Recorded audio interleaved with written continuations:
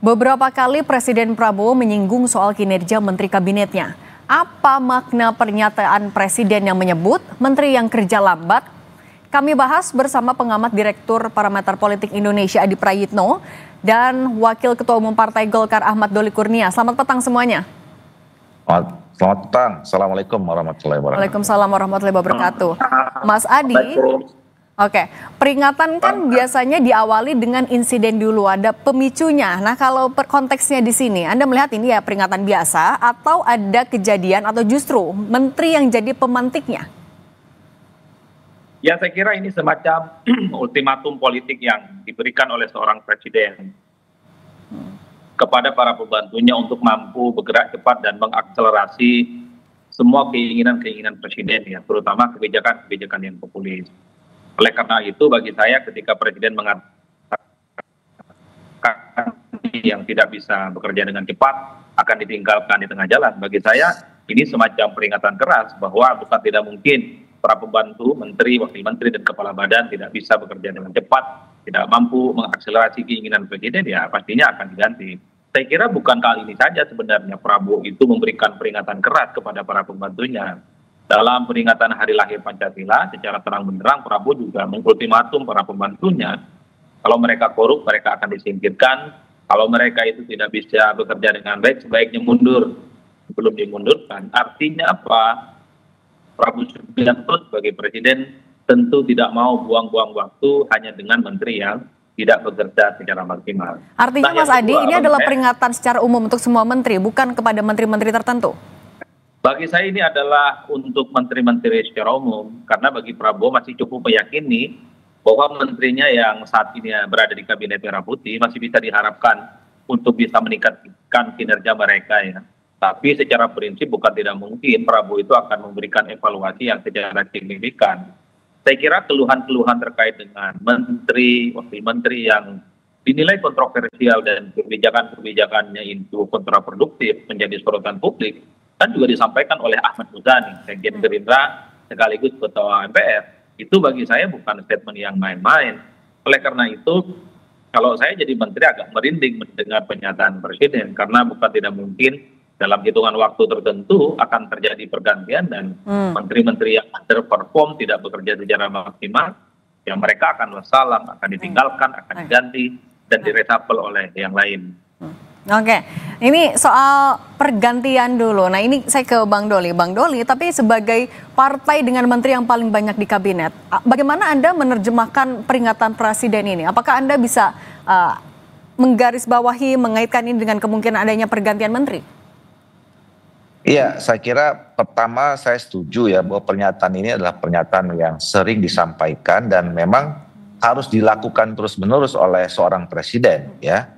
Apalagi kita sama-sama tahu Pak Prabowo punya target-target yang maju sekali gitu ya, programnya banyak sekali dan programnya masif gitu ya, yang sangat populis gitu. Sehingga memang harus visi itu, program yang sudah ditetapkan itu harus didukung oleh jajaran kabinet atau pembantu presiden yang betul-betul bisa memenuhi standar kerja yang ditetapkan oleh Pak Presiden itu untuk mencapai target-target yang sudah disampaikan.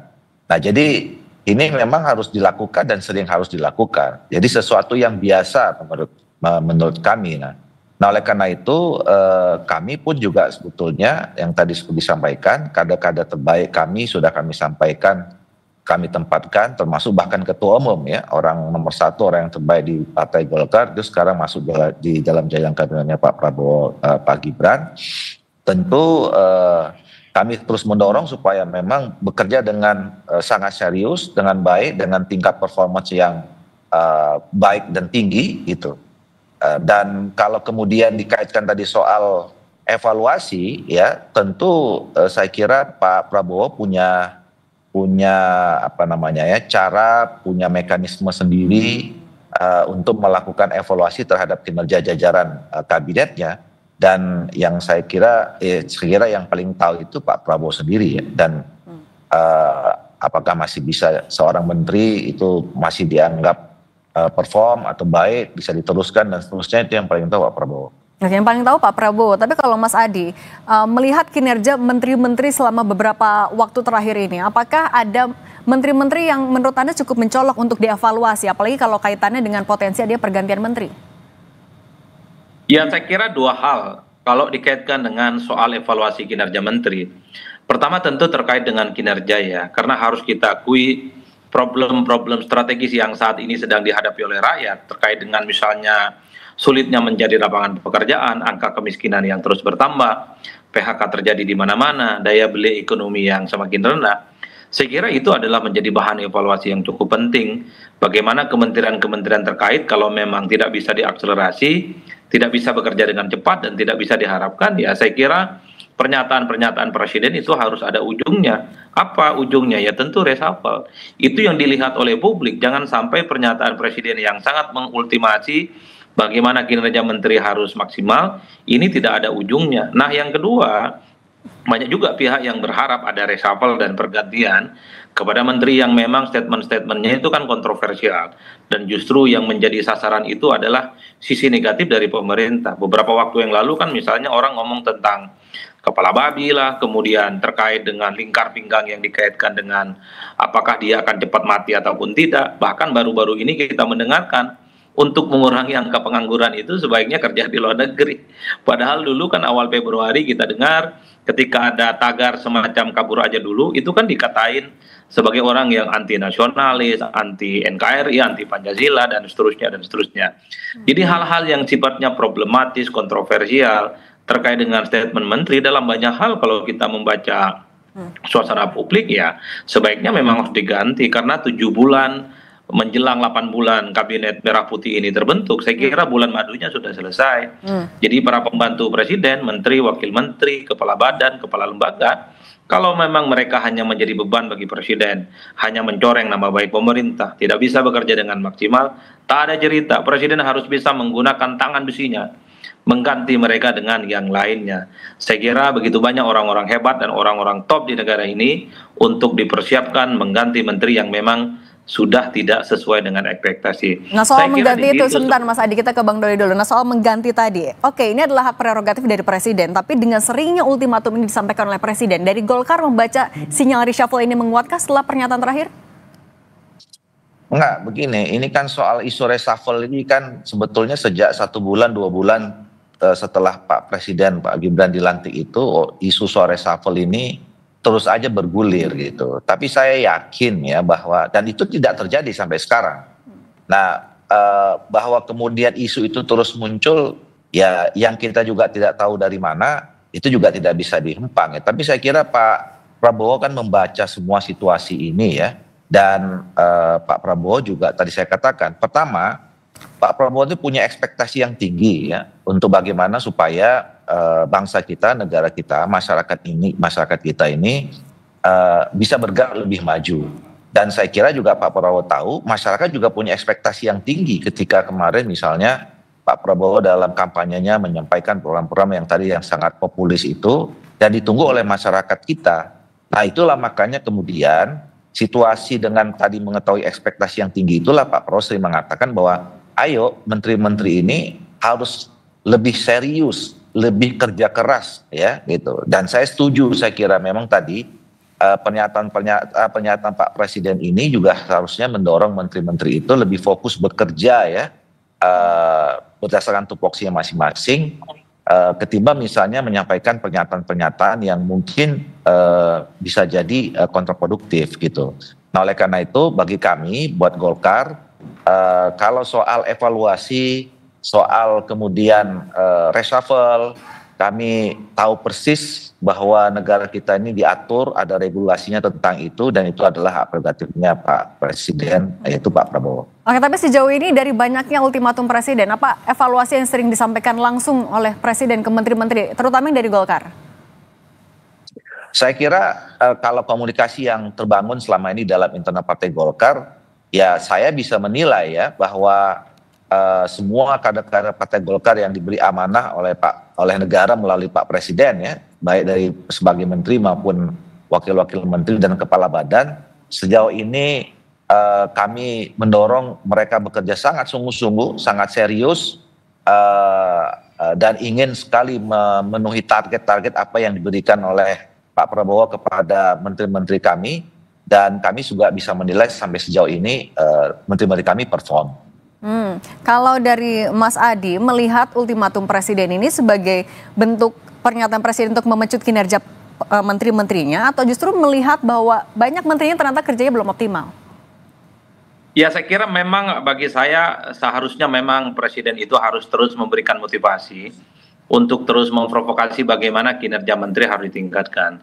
Karena harus kita akui di tengah segala keterbatasan yang ada saat ini, misalnya keterbatasan anggaran karena faktor efisiensi, di tengah situasi politik internasional yang kemudian terus bergejolak, tentu ini kan menuntut kecakapan seorang menteri bisa berinovasi, berimprovisasi.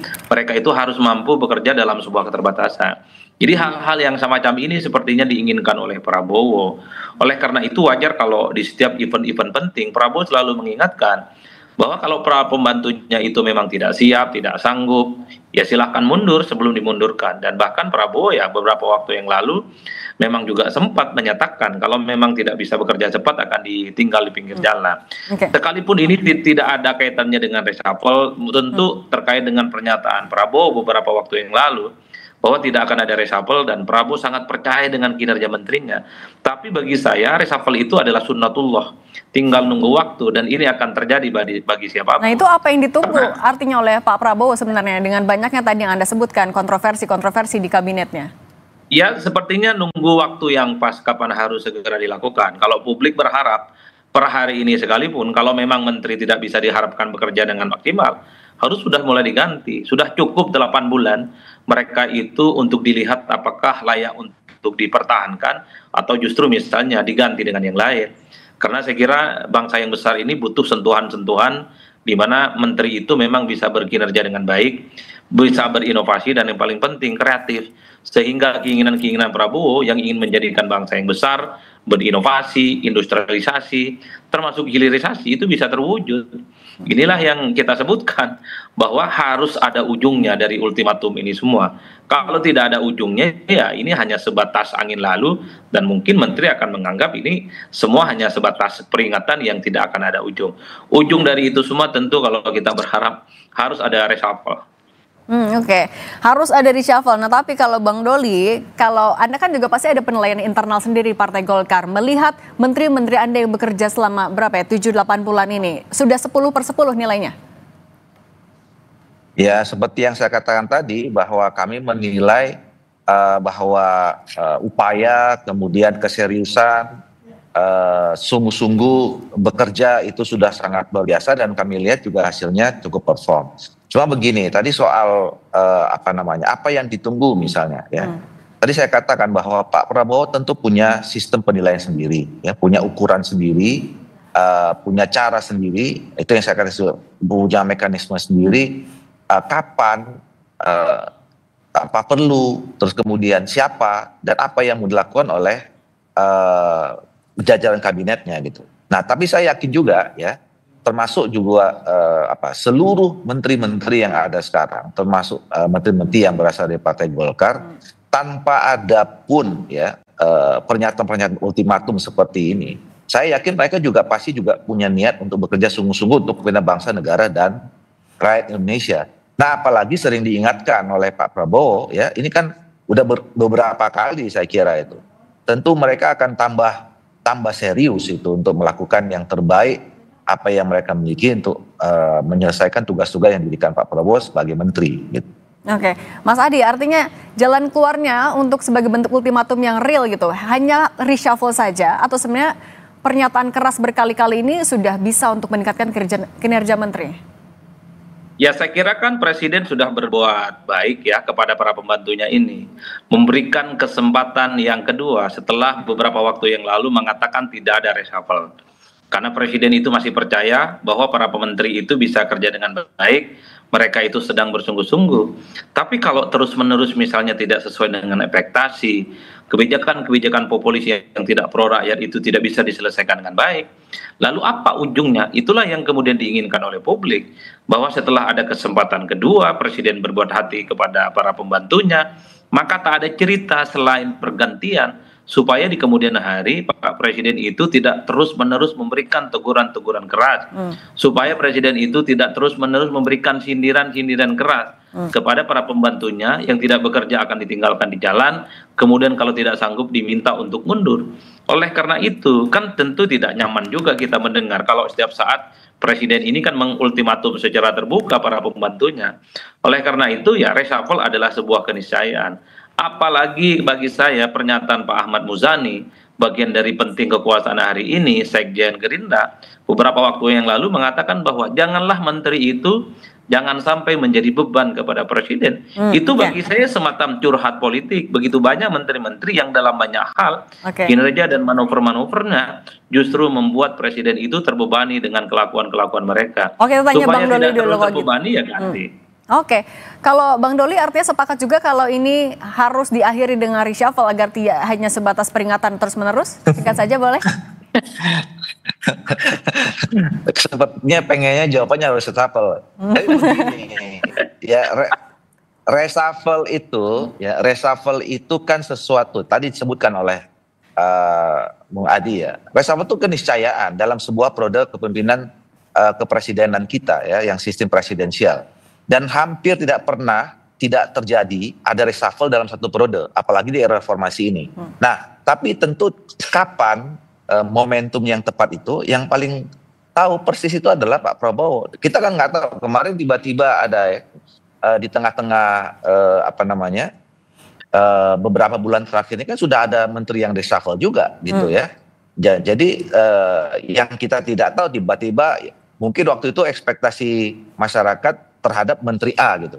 Tapi ternyata Menteri A-nya aman-aman saja, tetapi yang di-reshuffle adalah Menteri D gitu misalnya. Nah, itu kan saya kira kita nggak bisa berspekulasi, tidak bisa kemudian mengambil kesimpulan sendiri, karena itu adalah hak prerogatifnya Pak Prabowo sebagai Presiden. Oke, terima kasih Bang Ahmad Doli Kurnia, Wakil Ketua Umum Partai Golkar, dan Mas Adi Praitno, Direktur Eksekutif Parameter Politik sudah berbagi bersama kami. Sehat selalu semuanya.